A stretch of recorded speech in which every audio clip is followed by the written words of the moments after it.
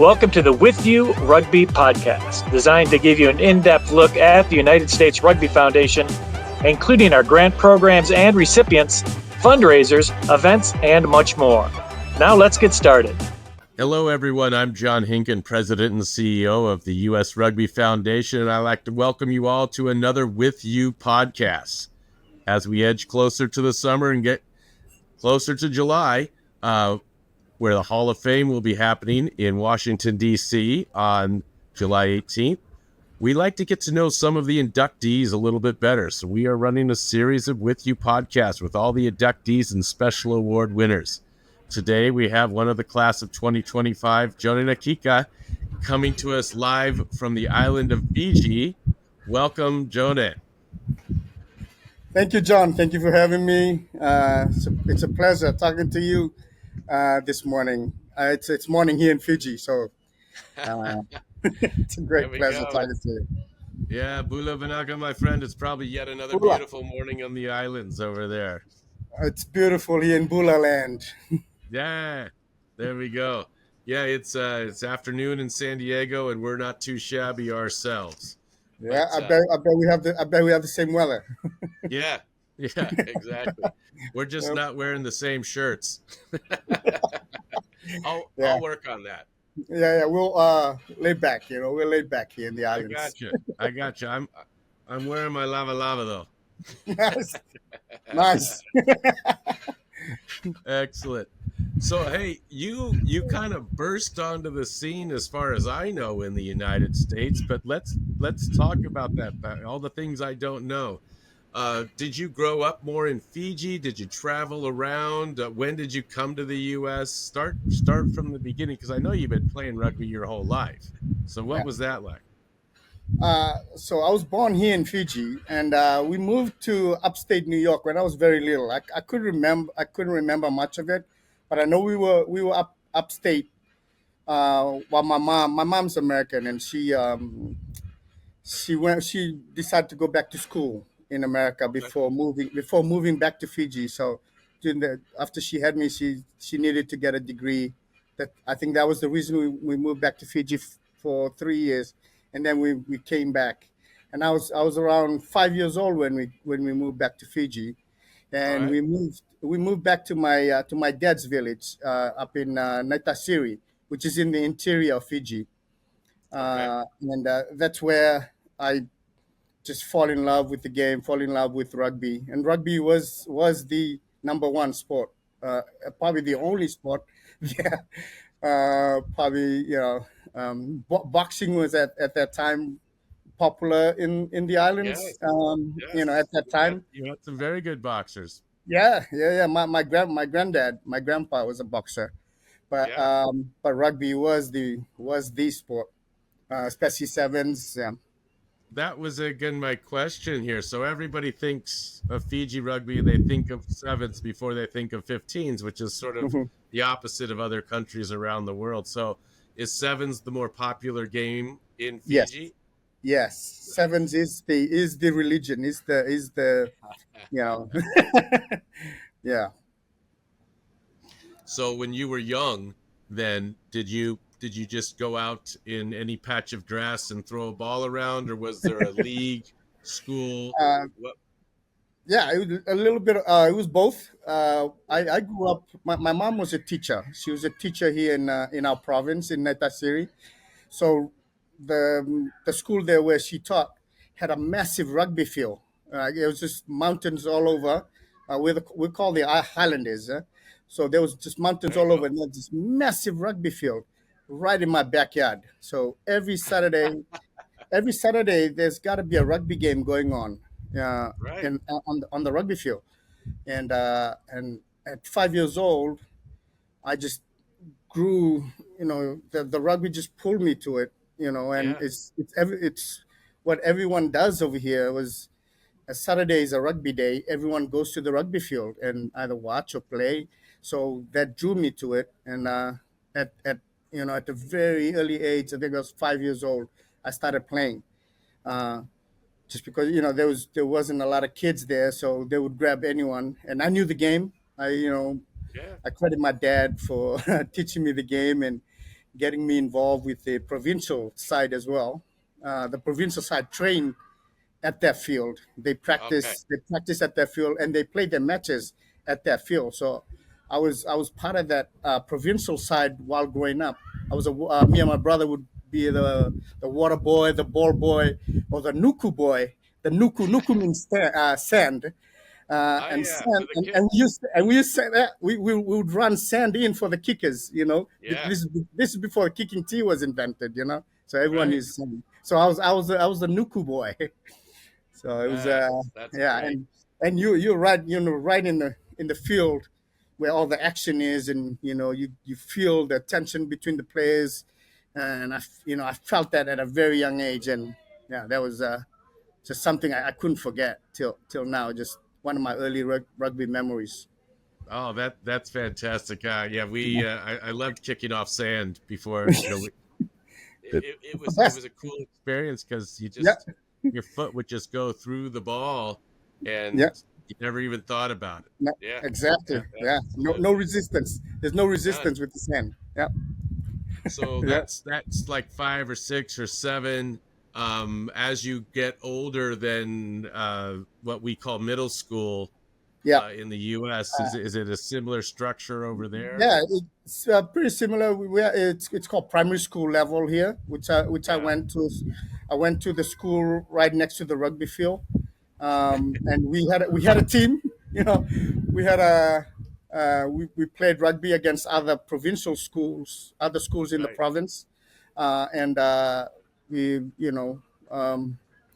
just every Saturday there's a team would play. We'd play various teams, and it was a lot of fun. It's something I always look forward to. Friday, Yeah. Saturday, Yeah, And so these were leagues, and you'd play your seasons. And would yeah. there be a 15 season as well, or Yeah. was it just sevens year round? It was 7 year round. I don't think we could put a 15 aside team, Yeah. but it was at that age it was sevens. So it was a Um, numbers game. It was a it's numbers the game numbers back game, then. yeah. Like, hey, if you have Yeah. five, okay, we'll play with five. If you have a maximum, if a maximum of seven, we'll play with seven, and then we'll roll in subs. Hey, there Um, you go. it was fun. It was That's fun. what got Make it happen, huh? Make it happen. make it happen. That's what got you so fit, is you were playing 5 aside instead of 7 Oh, aside. yeah, full size field, full size field. I tell you, yeah, we got to be fit. Yeah. So you get through primary school and you're playing. Did Were you one of the better players? I mean, I know that Oh, everywhere you there's go, there's talent yeah, everywhere on the island. oh, there's talent everywhere in Fiji. Everyone was Yeah, talented. Everyone was equally talented. Is who played their cards right. I mean, in the game, and yeah, I think I credit my dad for and my granddad teaching me study your opponent. Um, know your opponent really well, play to a structure.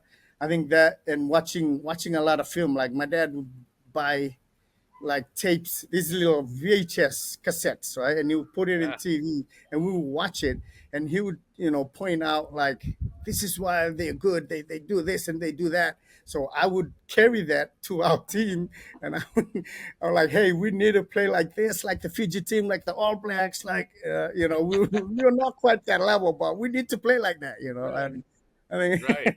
we had some success, but I tell you, like, the talent in Fiji, especially in sevens, is just phenomenal. Oh yeah, absolutely. So were you a standout player on your Oh, team? no, I mean, I know no, you're no, a I humble wasn't. person. I You're wasn't. a I humble wasn't. person. I wasn't the standout. There was so many other great players on the team. Um, yeah, Yeah, so I mean, as you got into your career, yeah, certainly in the U.S., and we'll go back to high school and how you got there. yeah, You were a distributor. You were yes, someone that set everybody else up, and then you would come around, and if you need to finish, you would, and you yeah, were very good at that. So does that, if you're saying there's a lot of talent around you when you grow up, is that kind of how you became aware? You were such yeah, a good field general. You saw yeah. that? Yeah. I would. I would just do what the coach asked me to do. Like, I think I I'm hope all the kids are listening. yeah, I wanted to be the coach's boy, so I'd Yeah, follow what he says. And and you always get playing time if you follow what the coach does. So you stay on the there you field go. most of the time. Yeah. So I was well, like, if you need me to play on the wing, I'll play on the wing. I'll finish. Yeah, If you need me to be the playmaker, I'll be the playmaker. I just can't be a yeah. forward. I'm too small to be a forward. So put me as a playmaker or on the wing. I'll try to You'll do do what's well. best for the team. Yeah, I'll try to do what's best for the team, and listen to the coach. Yeah, there it is. Always good, from sand boy to coach boy to Yeah, a high school level. And yeah, so, do you call it college over there in Fiji? yeah, yeah, yeah. It's college level. It's kind of a little different from the U.S. Like over here, Yeah, college, and then uni. Uni is the right. university. So college level. Yeah. So I went to um, all boys school, boarding school. Mhm. So that really, um, I think that set me up for the future. Like, just to be mentally tough, like being Yeah, just the the brotherhood we had there at the boarding school. Um, it was was this school just. also on that same island or in that same Yeah, province? yeah, it was the same Province? island. It was the same island. Okay, Yeah, it's on Viti Levu. The school is called Ratu Kandavu Levu School. I think it really molded me to what I am today. Like, great. yeah, just to be mentally tough, uh, just hard nosed, discipline. Got to be. They Yeah, teach us a lot of discipline, to be disciplined, and just be resilient. I think that resiliency in boarding school, just an yeah, never say die attitude. Never quit. I think that kind of helped me, in the future, carry me to play international rugby or club rugby. oh, yeah, that's great. So, those friendships, are they bonds for life? Are you still Oh, that. friends with some of Oh, those? we thanks thanks to Facebook, we were able to reconnect, and we talk to each other every day. It was it's that brotherly bond, and we would get together now and then, have a conversation. While I'm here, there's been a lot of Yeah, conversation while I'm here, so yeah, that brotherhood still remains strong. Some of us on that team have passed on. Um, right. uh, but the one of us that remain, we still stay tight Oh, with each yeah, other. it's great to hear. That's part of the game.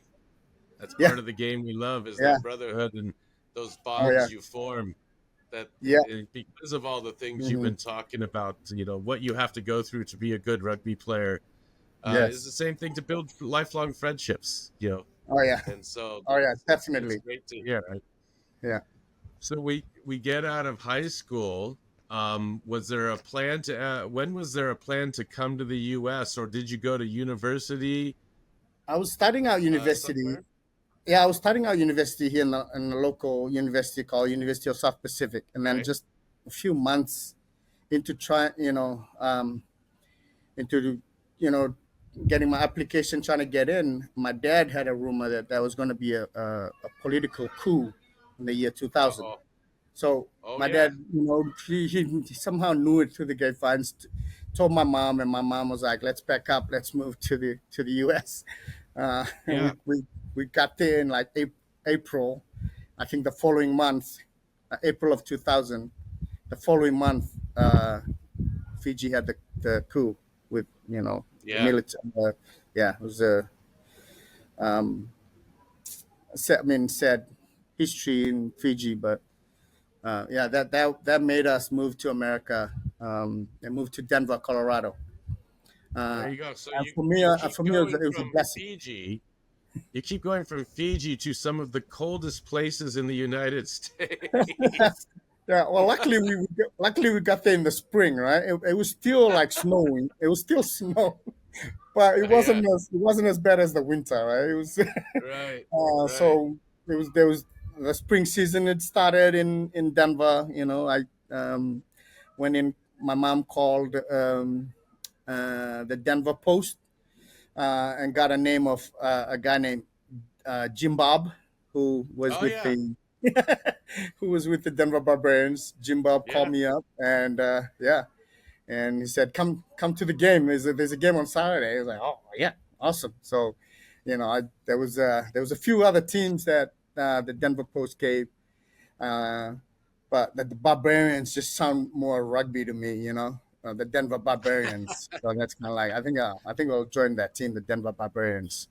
There you go. They were a very good team for many They, years. they were good. They were when I went over there. They were just eagles all over all over the field, from the Yeah, forwards to the backs. It was packed with eagles. yeah. Um, So did you continue studying, or did you just sort I of you came to America, you're going to work and play rugby? Yeah. What So were the thoughts there? when we moved there, we kind of we were a little short on cash, so we need to work. Me and my dad joined a construction company, Yeah, with doing construction with my dad. Hopefully, I'm very grateful for the club for giving my dad the job as well, and that really helped us like establish life in America. yeah. Starting up again. It's quite hard moving all your family over to from Fiji to America and start over again. So Twice. no, You yeah, did that twice, twice. twice, Yeah. yeah, twice, You, yeah. you had a lot of First time, frequent flyer first, miles. yeah, first time I didn't know much, but now at 20, I knew this is something new. It's going to be hard, but we need to stay on the course and help the So family out.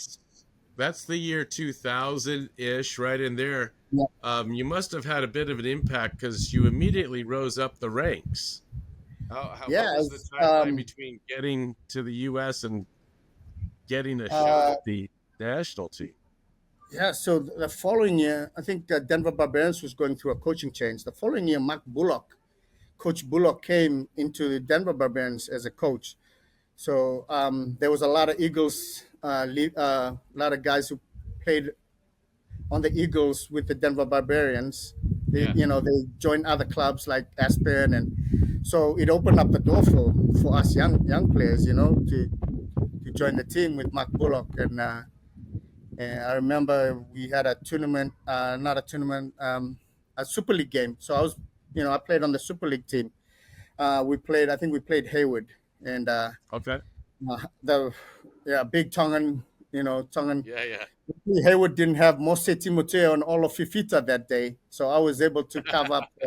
I was able to cover up the There Hayward you go. defense, and um, uh, the coach at that time was Duncan Hall, and he Yeah. happened to be watching the game, and he talked to Mark Bullock like, who's that little fullback of yours, keeps running around those big Tongan guys, and um,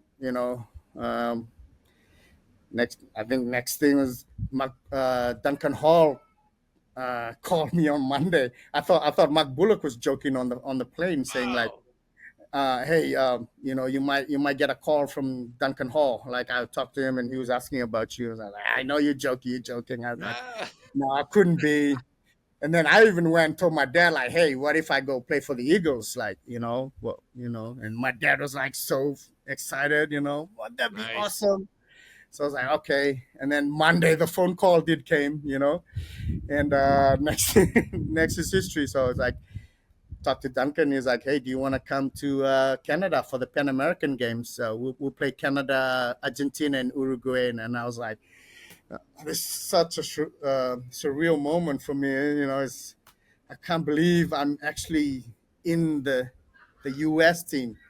I think Yeah. the team flew into Denver, like most of the players flew into Denver, and then we flew to Toronto from Denver. So I just had to drive to the airport and meet the team there. So my whole family came with me, and they just want to, they just want to meet all the players.